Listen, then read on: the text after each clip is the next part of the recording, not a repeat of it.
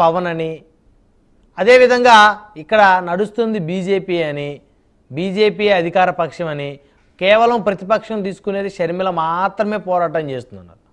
2029లో ఆంధ్రప్రదేశ్కి షర్మిల ముఖ్యమంత్రి అవుతుందంటూ తెలంగాణ ముఖ్యమంత్రి రేవంత్ రెడ్డి జోష్యం చెప్పారు. ఒక్కసారి నేను ఆయన ఏం మాట్లాడారో ఒకసారి విందాం. ఇప్పుడు బీజేపీ అధికారంలో ఉంది. బీజేపీ అంటే బాబు, జగన్, పవన్. ఈ రాష్ట్రంలో ప్రతిపక్షం లేదు. ఈ రాష్ట్రంలో ఉన్నది మొత్తం పాలక పక్షమే. బాబు గారు మోడీ పక్షమే, జగన్ గారు మోడీ పక్షమే, పవన్ గారు మోడీ పక్షమే. మరి అంతా పాలక పక్షమైనప్పుడు ప్రతిపక్ష పాత్ర ప్రజా సమస్యల మీద మాట్లాడాలి, నిలదీయాలి, కొట్లాడాలి అని అంటే ఒక నాయకులు కావాలి. ఆ నాయకురాలే వైఎస్ షర్మిల. ఈ ఆంధ్రప్రదేశ్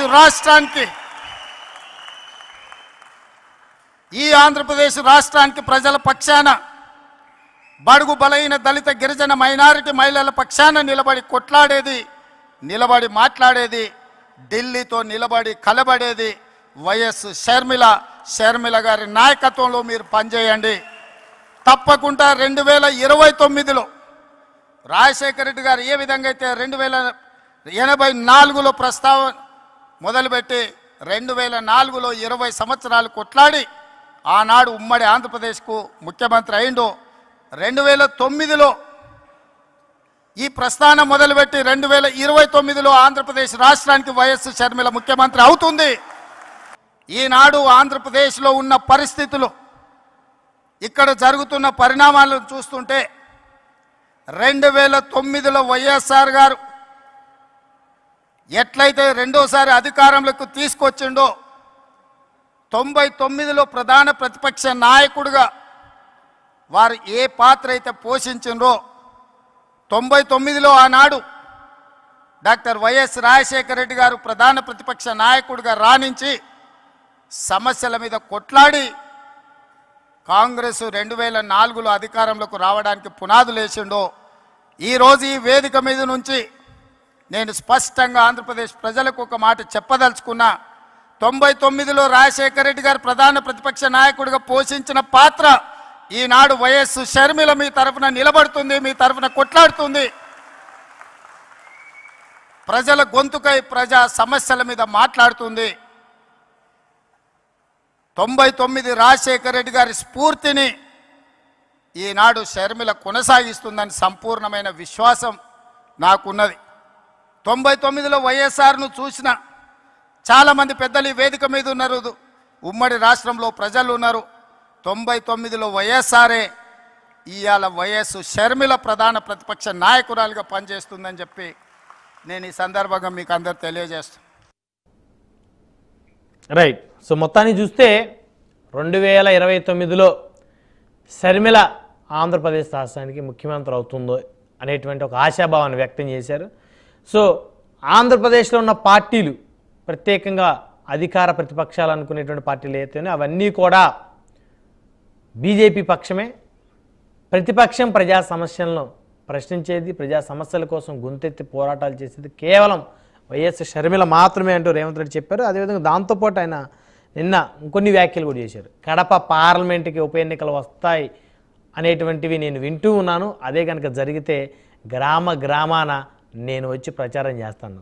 అంటే షర్మిల గారిని అక్కడి నుంచి మళ్ళీ పోటీ చేయించి ఆవిడ్ని గెలిపించాలనేటువంటి లక్ష్యంతో తెలంగాణ ముఖ్యమంత్రి రేవంత్ రెడ్డి మాట్లాడినట్టు తెలుస్తుంది. సో ఏది ఏమైనప్పటికీ కూడా టార్గెట్ వైఎస్ఆర్ కాంగ్రెస్ పార్టీగా చాలా స్పష్టంగా కనపడుతూ ఉంది.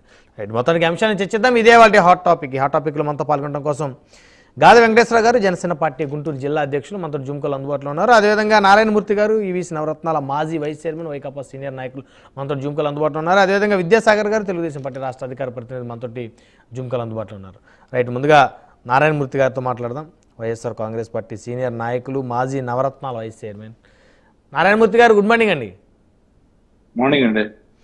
సో మొత్తానికి నారాయణమూర్తి గారు రాజశేఖర రెడ్డి గారి రాజకీయ వారసురాలుగా షర్మిల గారిని కాంగ్రెస్ పార్టీ పెద్ద ఎత్తున ప్రమోట్ చేస్తుంది. సాక్షాత్తు తెలంగాణ రాష్ట్ర ముఖ్యమంత్రితో పాటు మరి కొంతమంది మంత్రులు సైతం కూడా వచ్చారు. మునుపెన్నడూ జరగని విధంగా వైఎస్ఆర్ 75వ జయంతిని ఆయన తనయ దగ్గరుండి మరి నిర్వహించిన పరిస్థితి చూసాం. సో మొత్తానికి కడప ఉప ఎన్నికల సంబంధించి మరి ఎన్నికలు కనుక జరిగితే, ఉప ఎన్నికలు జరిగితే గ్రామాన రేవంత్ రెడ్డి గారు పర్యటన చేస్తా అన్నారు కడపలో. సో మొత్తాన్ని చూస్తే వైఎస్ఆర్ కాంగ్రెస్ పార్టీ ప్రధాన టార్గెట్గా కనపడతా ఉంది. ఎలా ఉంది ఏంటి పరిస్థితి? నారాయణమూర్తి గారు ఇంతవరకు వైకాపా నాయకులు ఎవరు కనీసం స్పందించిన పరిస్థితి లేదు, ఎవరు స్పందించడానికి ముందుకు రావటం లేదు, ఎందుకని? ముందుగా రేవంత్ రెడ్డి గారు ఇప్పుడు మీరు ప్లే చేసినప్పుడు చూసాను నేను, జగన్ గారు గురించి మాట్లాడాలంటేనే 2004 అంటాడు, 2009 అంటాడు, 2019 అంటాడు, 2029 అంటాడు. నేను కన్ఫ్యూజ్ అయిపోయాయి చూసి.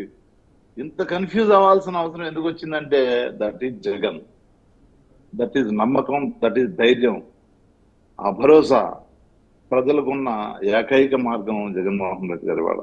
జగన్మోహన్ రెడ్డి గారు ప్రజలను ప్రేమించే తీరు, జగన్మోహన్ రెడ్డి గారు ప్రజల వెనకాల నిలబడతారు, పోరాడతారు. ఇవాళ ప్రతిపక్షం మాకు కొత్త ఏం కాదు. 2011 నుంచి ప్రతిపక్షంలో ఉన్నాం, 2014లో ప్రతిపక్షంలో ఉన్నాం, 2 సార్లు 2 గవర్నమెంట్లో ప్రతిపక్షంలో ఉన్నాం, ఇవాళ 3 సార్లు ప్రతిపక్షంలో ఉన్నాం. తప్పేం లేదు. ప్రజలు తీర్పుని గౌరవించాలి, ప్రజల తీర్పుని శిరసావహిస్తాం, దాన్ని బాధ్యతగా తీసుకుంటాం, మళ్ళీ పోరాడతాం, మళ్ళీ పైకి వస్తాం, మళ్ళీ పైకి లేస్తాం. ఎంతకంటే భారీ మెజార్టీతో మళ్ళీ 2029లో 100% మేము అధికారంలోకి వస్తాం. ఓకే, 5 సంవత్సరాలు ఉంది, అధికారం గురించి ఇప్పుడు మాట్లాడుకోవడం అత్యవసరంగా ఉంటది. కానీ కాకపోతే ప్రజల గుండెల్లో జగన్మోహన్ రెడ్డి గారే ఉన్నారు కాబట్టి రేపొద్దున మళ్ళీ ప్రజలు జగన్మోహన్ రెడ్డి గారినే ఆశీర్వదిస్తారు, పట్టం కడతారు. రెండోది, ఇదే మార్కెటింగ్, ప్రమోషన్ చేయడానికి, ఎగ్జిక్యూటివ్ ని సీనియర్ ఎగ్జిక్యూటివ్ చేయడానికి, తర్వాత మేనేజర్ చేయడానికి, డిప్యూటీ మేనేజర్ చేయడానికి, ఏజీఎం చేయడానికి, జిఎం చేయడానికి, ఇదే మార్కెటింగ్. ఇది కార్పొరేట్ కంపెనీయా? ప్రజలు నిర్ణయించాలి. నువ్వు అక్కడ ముందు అసలు చూసుకో. అక్కడ చేమలు పెట్టిన పుట్టలోకి వెళ్ళి పాములాగా వానపాములో మాట్లాడుతున్నావు నువ్వు. ఇక్కడికి వచ్చి నువ్వు ఫస్ట్ నీ ఇల్లు చక్కబెట్టుకో. నువ్వు ఇచ్చిన హామీలు ఏవి అని చేసి ప్రజలంతా అడుగుతున్నారు తెలంగాణలో. ఇక్కడికి వచ్చి నేను ఊరూరా తిరుగుతాను, అది చేస్తా, ఇది చేస్తా, ఆయన పేరు చెప్పేటప్పటికి కన్ఫ్యూజ్ అయిన పరిస్థితులు కనపడతా ఉన్నాయి. ఇవాళ మాట్లాడడానికి ఏ ఇరు గురించి మాట్లాడుతున్నా అర్థం కాకుండా తడబడుతూ మాట్లాడాడు. రేవంత్ రెడ్డి ఓ ఫ్లోలో మాట్లాడతాడని కాస్త ఇది ఉంది. అందుకనే ఆయనకి అక్కడ పిసిసి అధ్యక్షుడిగా ఇవ్వడం కానివ్వండి, తర్వాత ముఖ్యమంత్రిగా చేయడం కానివ్వండి, గౌరవిద్దాం మనం. అక్కడ కూడా ప్రజలు ఆశీర్వదించారు, ప్రజల తీర్పును గౌరవించాలి, మనం కూడా గౌరవించాలి. అది ఏ ప్రజలైనా, ఆంధ్ర ప్రజల ఇప్పుడు భౌతికంగా మనం విడిపోవచ్చేమో కానీ మానసికంగా ఆంధ్ర తెలంగాణ ఏం లేవు, అంతా ఒకటే. అదే భాష, అదే నీళ్లు, అదే గోదావరి అక్కడి నుంచి, అదే కృష్ణ అక్కడి నుంచి పారుతుంది. ఆ నీళ్లు వాళ్ళు తాగుతున్నాం, మనం తాగుతున్నాం, దాంట్లో తప్పేం లేదు. అదే ఫుడ్ తింటాం, మనం అదే బిర్యానీ తింటాం, వాళ్ళు అదే బిర్యానీ తింటారు. నేనేమంటానంటే ఇంత అత్యుత్సాహం ప్రదర్శించాల్సిన అవసరం లేదు. ఆ ప్రదర్శనకి కారణం ఏంటంటే మీరు పుట్టి మునిగిపోతుందనేటటువంటి భయంతో మీరు చేస్తున్న అత్యుత్సాహంగానే భావించాలి. లేదంటే ఇక్కడికి వచ్చి మీరు ప్రగల్భాలు పలికి ఏదేదో మాట్లాడి, నిజానికి నిన్న మాట్లాడాల్సిందేంటి, ప్రతి ఊళ్ళో ఆ విగ్రహాల మీద జరుగుతున్న దాడుల మీద మాట్లాడాలి. ఆయన భర్తనేరాజు ఆయన క్షోభకు గురి చేస్తా ఉన్నారు, విగ్రహాలను ఇష్టం వచ్చినట్టుగా పగలగొడతా ఉన్నారు, తగలబెడతా ఉన్నారు, ఎరగొడతా ఉన్నారు. వాటి గురించి మాట్లాడాలి. అది వదిలేసి నేను అల్లి అది చేస్తాను, ఇది చేస్తాను, 24 గురించి, 4 గురించి, 9 గురించి, 19 గురించి, 14 గురించి ఇవన్నీ మాట్లాడుకుంటూ వచ్చారు. అసలు విషయం వదిలిపోయి మర్చిపోయారే. దీన్ని ప్రజలు హర్షిస్తారా? ప్రజలు చూస్తూ మిమ్మల్ని గౌరవిస్తారా, అభిమానిస్తారా, ఆదరిస్తారా? ఈ విధంగా మాట్లాడితే చేదరించుకుంటారు. మీరు ఏమాత్రం మీకు చిత్తశుద్ధి ఉన్నా, ఏమాత్రం అభిమానం ఉన్నా, ఏమాత్రం గౌరవం ఉన్నా రాజశేఖర గారి మీద 108 తీసుకొచ్చింది ఆయన, ఆరోగ్యశ్రీని తీసుకొచ్చింది ఆయన, ఉచిత విద్యుత్తు పేదవాడికి ఏదో పేద రైతుకి ఇచ్చింది ఆయన. ఇవాళ ప్రతి వాళ్ళు ఇవాళ 2004 నుంచి ఇప్పటి వరకు చూసుకుంటూ కొన్ని లక్షలాది మంది విదేశాలకు వెళ్ళి ఉచిత ఏదైతే ఫీజు రీంబర్స్మెంట్ ఉందో ఆ ఫీజు రీంబర్స్మెంట్ ద్వారా చదువుకున్న వాళ్ళందరూ కూడా ఇవాళ పెద్ద పెద్ద కంపెనీలు పెట్టుకొని సాఫ్ట్వేర్ ఇంజనీర్ ఇవాళ బ్రహ్మాండమైన పొజిషన్ లో ఉన్నారు. దేశానికి గర్వంగా ఉన్నవాళ్ళు కూడా ఉన్నారు, అందులో రాష్ట్రానికి గర్వంగా ఉన్నవాళ్ళు ఉన్నారు, తెలుగు జాతి గర్వంగా ఉన్నవాళ్ళు ఉన్నారు, గర్వపడేలా తలెత్తుకునేలా చేసిన వాళ్ళు ఉన్నారు. వాళ్ళ గురించి మాట్లాడలేదు మీరు. వాటి గురించి మాట్లాడడం మానేసి మీరు విగ్రహాలు ఇంత గొప్ప పనులు చేసిన జగన్మోహన్ రెడ్డి గారు రాజశేఖర రెడ్డి గురించి మాట్లాడడం మానేసి ఇవాళ పోలవరం ప్రాజెక్టుకి 10-12 అనుమతులు ఏవైతే ఉన్నాయో పర్యావరణం కానివ్వండి, అటవీ రక్షణ కానివ్వండి, ఎదురు రాష్ట్రాల నుంచి అభ్యంతరాలు కానివ్వండి, ఒడిశా, ఛత్తీస్గఢ్ లాంటి రాష్ట్రాల నుంచి అవన్నీ తీసుకొచ్చింది జగన్ వైఎస్ రాజశేఖర రెడ్డి గారు. ఆ తర్వాతే పోలవరం ప్రాజెక్ట్ స్టార్ట్ అయింది. ఎన్నో సంవత్సరాల కృషి అయింది. అందులో ఎడమ కాలువ కుడి కాలువ తవ్వింది ఆయన. కుడి కాలువలో నీళ్లు ఇవాళ పంపులు పెట్టి ఇవాళ కృష్ణా అనేది అనుసంధానం అని చెప్పి చేస్తున్నది ఈ గత ప్రభుత్వం ఏదైతే ఉందో, ఈ ఇవాళ ఉన్న ప్రభుత్వం 2014లో చేసింది. రాజశేఖర రెడ్డి గారు కట్టిన కాలువ ద్వారానే అనుసంధానం చేశారు. అవన్నీ మాట్లాడడం మానేసి ఆయన క్షోభ గురి చేస్తున్న ఈ విగ్రహాల యొక్క దహనం, ధ్వంసం, విధ్వంసం గురించి మాట్లాడడం మానేసి మీరేదో చప్పట్లు కొట్టుకోవడానికి, జబ్బలు చర్చుకోవడానికి మేము బాయి అని చెప్పేసి తెలుగుదేశం స్పాన్సర్ కార్యక్రమం చేసి ఇవాళ ఇక్కడ ఎన్ని మాట్లాడుతూ ఉంటే, తెలుగుదేశం శిష్యులు వచ్చి ఇక్కడ స్పాన్సర్షిప్ మాట్లాడుతూ ఉంటే దీన్ని ఏమనాలి, ఏ విధంగా చూడాలి అంటున్నాను నేను. దీని గురించి మనం మాట్లాడుకోవాలా అంటున్నా. ఏదేమైనప్పటికీ ఆయన కాంగ్రెస్ పార్టీ ముఖ్యమంత్రి, తెలంగాణ రాష్ట్రానికి కాంగ్రెస్ పార్టీ ముఖ్యమంత్రి. సో రాజశేఖర రెడ్డి గారు గతంలో రాహుల్ గాంధీ గారిని ప్రధానమంత్రి చేయటమే ఆయన ప్రధానమైనటువంటి లక్ష్యం అనేది మరొకసారి గుర్తు చేశారు. ఆయన కోరిక, చిరకాల కోరిక అనేది. రాజశేఖర రెడ్డి గారు ఉన్నప్పుడు ఆయన ఎన్ని ఇబ్బందులు పెట్టారో మనకు తెలుసు. ఎవరో కాంగ్రెస్ వాళ్ళ మనకు తెలుసు. అది నేను చెప్తా నాయుడు గారు, రమణాయుడు గారు రాజశేఖర రెడ్డి గారిని లోపల బయట ఎన్ని ఇబ్బందులు పెట్టారో తెలుసు. బయట నుంచి ఎన్ని ఆటంకాలు సృష్టించారో తెలుసు. ఏ విధంగా ఆయన నిరోధించడానికి చూశారో తెలుసు. తర్వాత ఆయన గురించి ఏ విధంగా మాట్లాడారో కూడా తెలుసు. అవన్నీ చెప్పుకోవడం మంచిది కాదు. ఇప్పుడు అంత అవసరమూ లేదు. మన మధ్య లేరు ఆయన. ఎలాగూ ఇవాళ వీళ్ళందరూ శుద్ధపూసల్లా మారిపోయాము, శుద్ధపూసల్లా మాట్లాడుతూ ఉంటే ఎవరు వింటారు? ఆ మాటలు మర్చిపోతారు అనుకుంటున్నారా? మనం మర్చిపోయినా సోషల్ మీడియా మర్చిపోతుందా? వాళ్ళు పెడతానే ఉన్నారు కదా, గుర్తు చేస్తానే ఉన్నారు కదా. మీకు వీడియో పంపించమంటారా? నన్ను వద్దు అవన్నీ. కానీ ఒక్క విషయం నారాయణమూర్తి గారు, మనము వాస్తవాలను అంగీకరించాలి కదా, వాస్తవాలను అంగీకరించాలి. 2004లో సోనియా గాంధీ గారు అవకాశం ఇవ్వటం వల్లే కదా రాజశేఖర రెడ్డి గారు ముఖ్యమంత్రి అయ్యారు.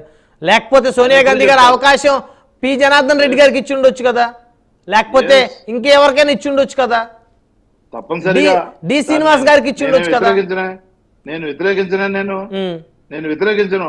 పార్టీని తల్లిగా భావించాడు ఆయన.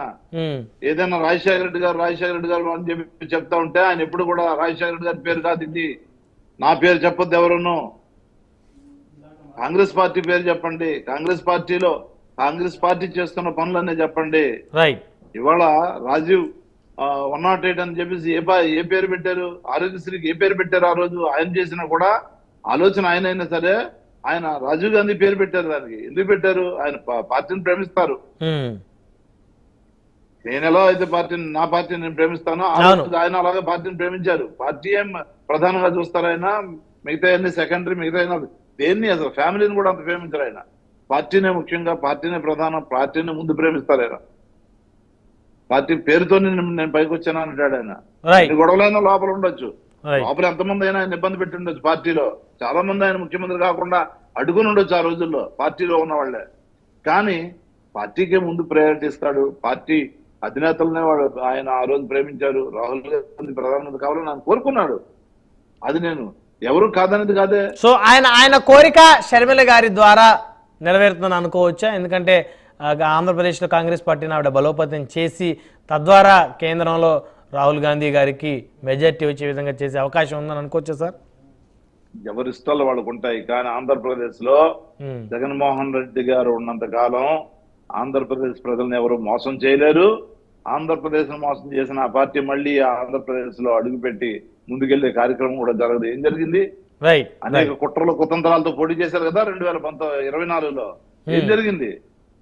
వైసీపీ 11 స్థానాలకు పరిమితం అయిపోయింది. ఒక్క సీటు కూడా నగలేకపోయింది కాంగ్రెస్.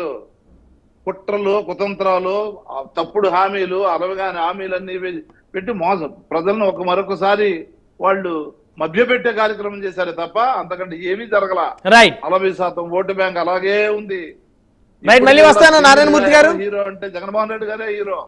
సింగిల్ గా పోటీ చేసి ఒక సీట్ నెగ్గమన్నాడు గొప్ప. ముగ్గురు పోటీ చేసి ఇన్ని సీట్లు నెగ్గినా అది వేరే విషయం. దాని విలువ సింగిల్ గా పోటీ చేసి ఏ పొక్కపాటు అయినా 170 సీట్లు పోటీ చేసి నెగ్గమనండి. నేను